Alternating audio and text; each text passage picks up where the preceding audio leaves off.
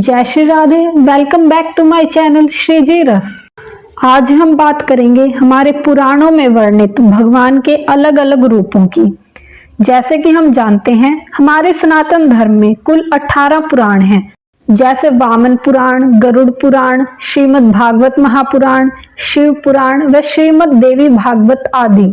तो जब हम ये सब पुराण पढ़ते हैं तो कुछ संशय हमारे मन में आते हैं, जैसे कि अलग अलग पुराण में भगवान के अलग अलग तत्वों को ही परमात्मा के सर्वोच्च तत्व के रूप में बताया गया है। जैसे कि श्रीमद् भागवत महापुराण में नारायण भगवान को ही परमात्मा कहा गया है और उन्हीं से सृष्टि की रचना को बढ़ते हुए बताया गया है। और भगवान नारायण की नाभि के कमल से ही ब्रह्मा जी की उत्पत्ति और भगवान शिव की उत्पत्ति भी उन्हीं से बताई गई है। फिर आगे उन्हीं से सृष्टि चली। लेकिन जब हम शिव पुराण पढ़ते हैं तब उसमें भगवान शिव को ही परब्रह्म कहा गया है और लिखा गया है कि भगवान शिव ने ही विष्णु जी और ब्रह्मा जी को प्रकट किया है। और जब इससे अलग हम श्रीमद् देवी भागवत पढ़ते हैं उसमें कहा गया है कि भगवती माता ने ही ब्रह्मा, विष्णु व महेश तीनों को प्रकट किया है और उन्हें सृष्टि का कार्यभार सौंपा है, जो कि ये सभी पुराण वेद व्यास जी ने ही लिखे हैं। तो कई बार ये प्रश्न उठता है कि हमारे पुराणों में ही अलग अलग बातें क्यों बताई जाती हैं और इसका असली सत्य क्या है कि किसने किसको प्रकट किया और असली परमात्मा तत्व क्या है। तो आज हम इसी को जानेंगे। इसे समझने के लिए हमें हमारे धर्म के समय और वर्षों की गणना को समझना होगा। जिस प्रकार अभी कलयुग चल रहा है, इससे पहले द्वापर युग, त्रेता युग व सतयुग थे। तो सतयुग, द्वापर, त्रेता व कलयुग चारों को मिलाकर एक चतुर्युगी बनती है।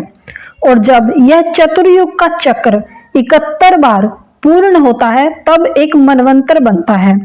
मतलब सतयुग, त्रेता, द्वापर और कलयुग जब ऐसे चतुर्युग बार बार 71 बार पूर्ण हो जाते हैं तब एक मनवंतर बनता है।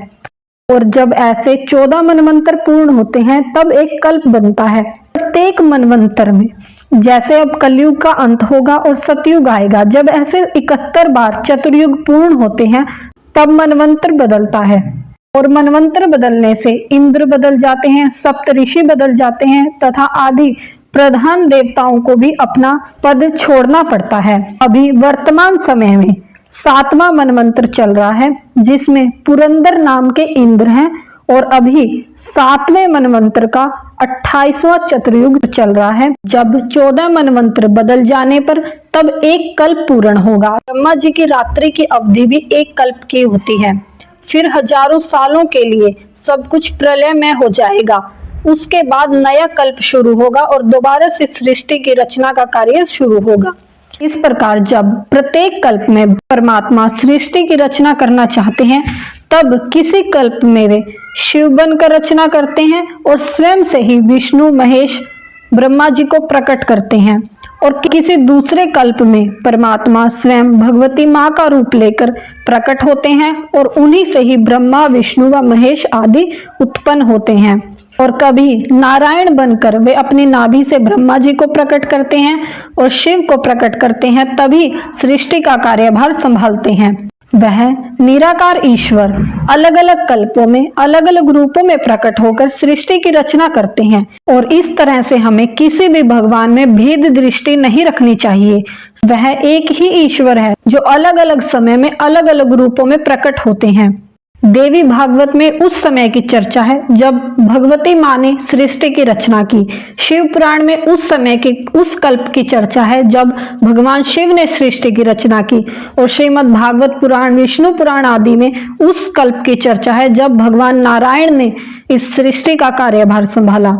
एक ही भगवान स्वयं सृष्टि भी है और वही सृष्टिकर्ता भी है। कुछ लोग इन बातों से अनजान होकर अपने आराध्य देव को प्रधान मानकर दूसरे अन्य भगवान व देवों की निंदा करते हैं। हमें इस कार्य से बचना चाहिए। हमें अपने आराध्य के प्रति निष्ठ होना चाहिए, परंतु हमें किसी दूसरे भगवान, जो कि दूसरे हैं ही नहीं, उन भगवानों की कभी भी निंदा नहीं करनी चाहिए।